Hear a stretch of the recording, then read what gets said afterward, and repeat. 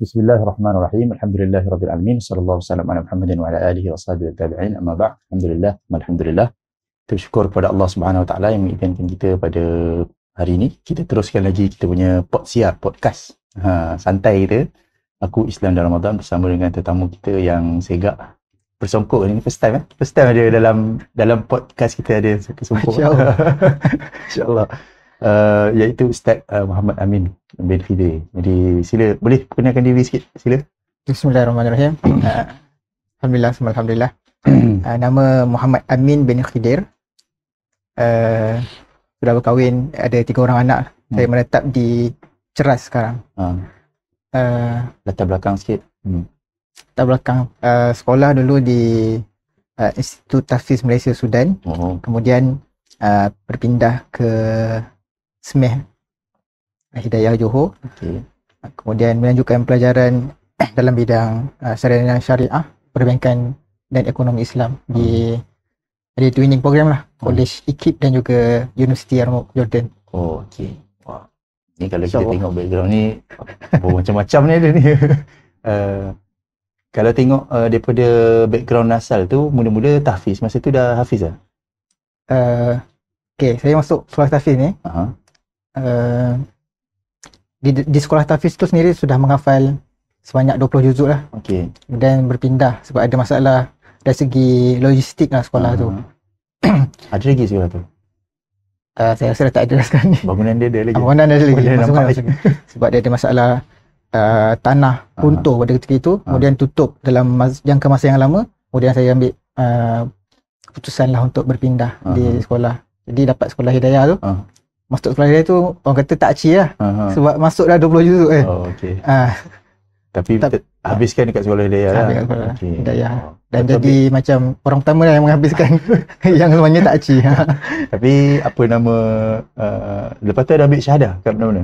Tak ada ambil syahadah. Memang habis dekat sekolah Hidayah dengan kalau kita lihat arwah Ustaz Sazali habis dengan dia lah dan kenangan lah. Dia bagi sijil tamat 30 juzuk tu.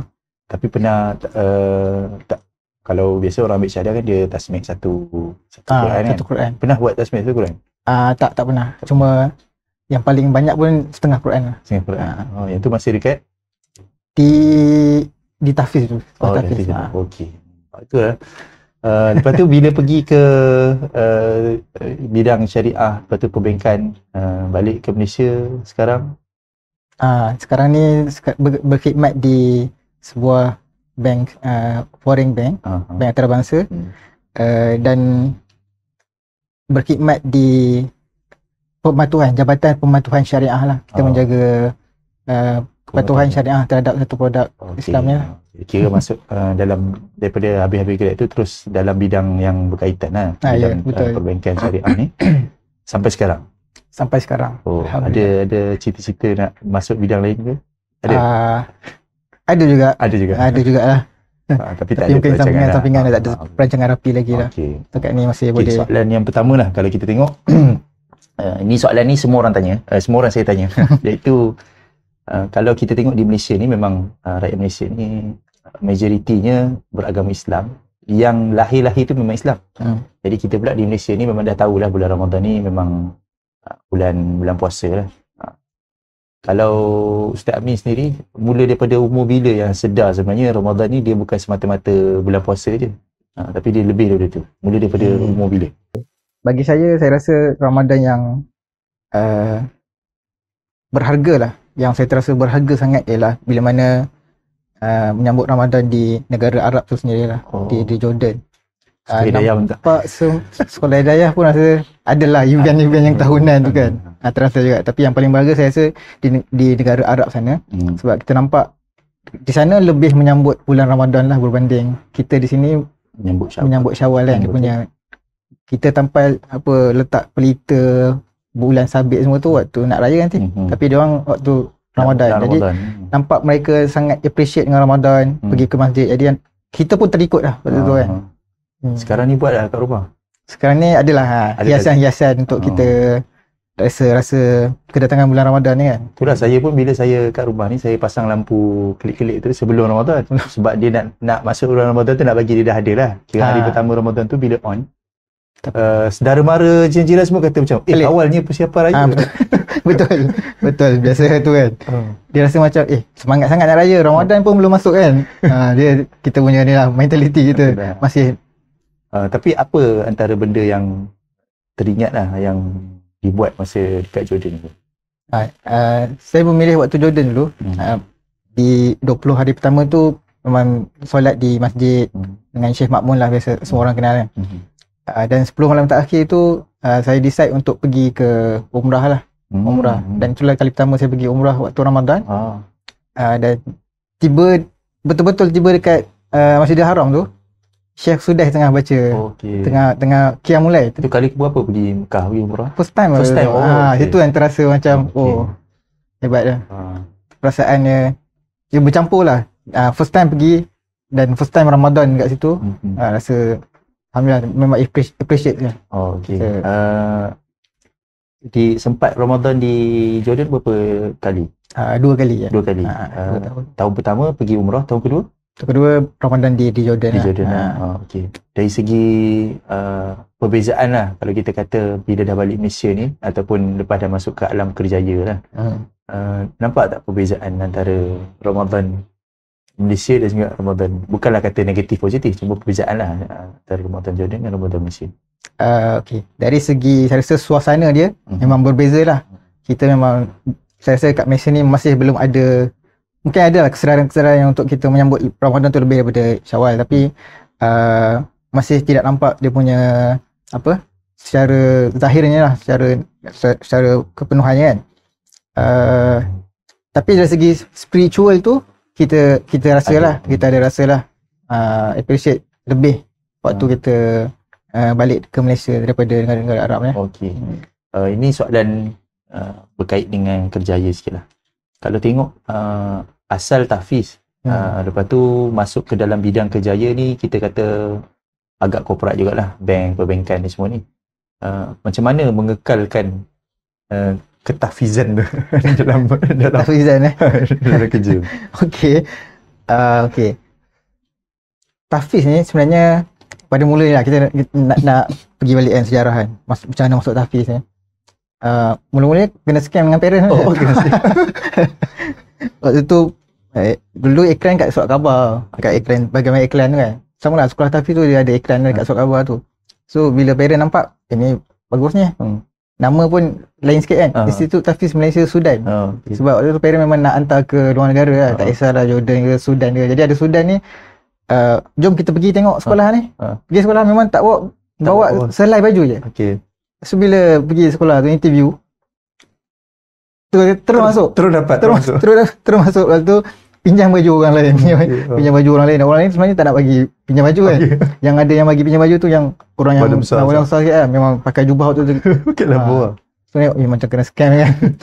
So itulah detik mula tahfiz lah, minat. Kemudian bila masuk tu minat lah belajar bahasa Arab. Sebelum tu memang ada background hafal-hafal ke apa? Tak ada, memang tak pernah ada. Dan saya rasa saya start boleh baca Quran ni bagi saya memang agak lambat. Umur 10 tahun baru boleh baca. Waktu tu sekolah rendah, ada satu cikgu ni lah, dia kata okey, sebelum ni tak ada pun macam halaqah untuk baca Quran. Tapi pada hari tu tiba-tiba ada halaqah baca Quran. Bulan puasa ke bukan? Bukan bulan puasa. Hari-hari biasa. Dan cikgu tu suruh baca, seorang-seorang baca. Jadi tersentak waktu tu. Waktu tu darjah 3 atau darjah 4 lah. Kata kawan-kawan aku boleh baca semua, aku tak boleh baca ni. Jadi lambat. Di itulah detik yang macam kata tak boleh jadi, kena baca, kena cari cikgu. Kemudian dah boleh baca, pergi ke sekolah tahfiz tu lah. Okay. Sekolah tahfiz, kemudian habislah tamat 30 juzuk. Macam mana mengekalkan ketahfizan tu dengan kerjaya kita lah. Okay, memang payah, memang susah lah. Kena konsisten, paling kurang dalam kesibukan kita seharian. Kalau saya ni paling kurang kita mengulang patutnya 5 juzuk lah sehari. Kalau yang tahfiz cadangkan lah 5 juzuk sehari. Tapi bagi saya paling-paling pun 1 juzuk lah. Mesti kena ingat, mesti kena memang lancar lah, masyi lah orang kata kan. Walaupun dalam kesibukan kita, sebab kadang-kadang yalah, apa yang kita baca tu dia akan beri kesan lah dalam kehidupan seharian kita. Tak kisahlah kita kerja kat mana-mana pun kan. Dan satu lagi yang menjadi motivasi saya sendiri untuk mengekalkan ketahfizan ni, mengekalkan kita punya hafalan ni, saya berpegang dengan satu ayat Quran yang sangat simple. Inna nahnu nazzalna dzikra wa inna lahu lahafizun.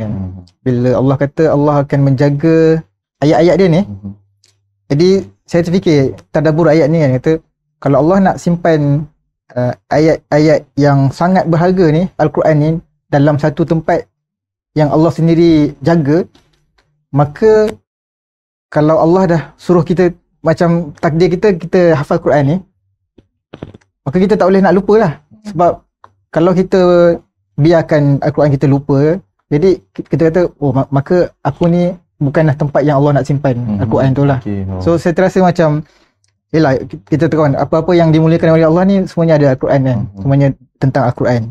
Jadi itu menjadi, ayat tu menjadi motivasi diri kita sendiri untuk kita ingat Al-Quran, kekalkan kita punya hafazan, supaya once kita kata kita terlupa, maka kita ingat balik, oh mungkin Allah tak nak simpan Quran tu dekat dalam diri kita. Kita tak layak. Oh, bahaya tu kalau. Itu saya punya motivasi sendiri lah. Itulah bahaya juga kalau perasan macam Allah yang tak nak macam Allah akan jaga ayat-ayat dia mesti tempat yang terbaik kan. Jadi bila kita terlupa tu macam tersentak sikit lah. Dari segi bila dah masuk ke alam kerjaya ni kan, ramai ke kawan-kawan yang kalau sekata satu bidang yang hafiz juga? Kalau ikut rakan-rakan, tak ramai lah, tak ramai. Cuma ada, memang ada. Itu sebagai kredit lah kan, kredit tambahan lah. Maka macam kita boleh sumbang lah kita punya bacaan qiraat kita di tempat-tempat macam masjid dia kan. Ada ni juga, ada menyumbang di masjid juga. Macam tiba-tiba ni macam terkejut je. Selain daripada berkhidmat ataupun menjaga hafalan sendiri tu, ada berkhidmat dengan kerja-kerja lain? Alhamdulillah lah. Sejak saya berpindah tempat kerja sebab saya punya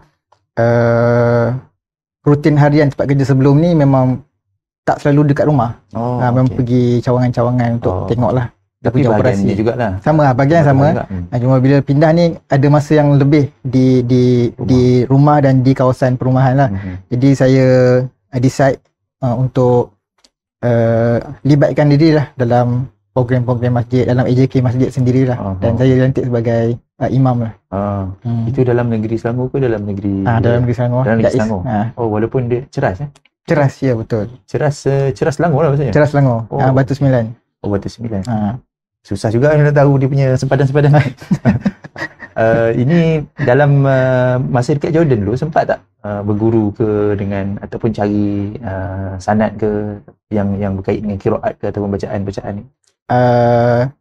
Di Jordan dulu saya hanya terlibat ataupun berguru dengan ustaz asatizah di dalam universiti tu sendiri lah. 2 tahun lebih tu, 2 tahun tu saya dapat 2 syekh lah, Syekh Makmun dengan Syekh Abu Mansur, Abu Mansur Zina. Dia memang ni bidang qiraat Quran lah. Alhamdulillah juga. Bacaan dia sedap. Alhamdulillah, bacaan dia sedap. Jadi imam tu, imam masjid universiti kan. Tapi ialah banyak pengalaman bila kita rasa macam bacaan kita dah baik kan. Sebelum pergi Jordan kan. Pergi sana ambil. Dia sebenarnya tak pergi Jordan kat mana pun. Betul. Bila kita tadarus pun sebenarnya. Saya tadarus Ramadan ni. Yang lain tegur saya. Tak cukup rapat ni mulut ni. Lah betul lah. Yalah, kita sentiasa perbaiki lah. Itu pun antara benda yang rasanya masyarakat Malaysia ni kena dibiasakan juga. Konsep tadarus yang bukan baca je kan. Dua ayat kan. Dia tak ada siapa check pun sebenarnya. Sebab segan juga. Satu, kalau kita kat masjid tu, kalau ada orang lagi promo kan, kita pun segan. Dia pun segan, semua segan. Lalat baca je sampai waktu bila khatam tu gembira kan. Betul. Sebenarnya dia tak check siapa-siapa pun. Jadi tak tahu betul salahnya. Tak tahu betul salah. Yang lagi bahaya kalau dia baca seorang. Tak ada orang nak dengar. Syok sendiri lah. Betul. Tu ada kata semua orang bila baca seorang ialah Imam Mekah. Oh ya, macam mana? Semua orang kalau baca seorang dia Imam Mekah. Power. Sebab dia layan syok kan. Macam dia sedap lagu tinggi tarik lah sebenarnya. Imam Mekah pun ada orang jaga kan belakang kan. Tapi bila dia baca dengan orang baru dia tahulah. Betul. Samalah. Bila dah satu lagi lah, bila dah berkeluarga pula. Macam mana nak menerapkan ataupun misalkan ni anak dah umur berapa dah? Paling tua 10 tahun. Oh 10 tahun dah. Besar dah. Lama tak jumpa. Macam mana menerapkan ke? Ada cita-cita juga ke nak scam? Tak ada. Ikut parent. Biasa turun-temurun ni. Dari segi penghafalan Al-Quran tu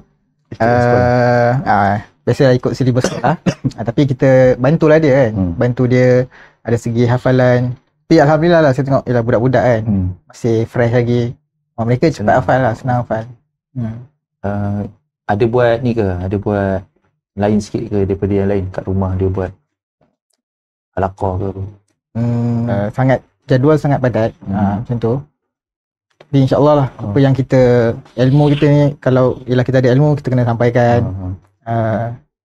Jadi saya rasa bolehlah berkhidmat ataupun berkongsi macam ceramah-ceramah asas kira kan.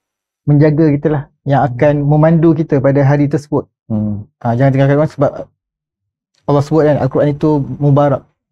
Barakah lah.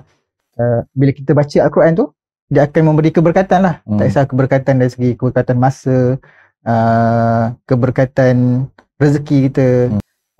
Hak Al-Quran ni bukan saja nak baca je.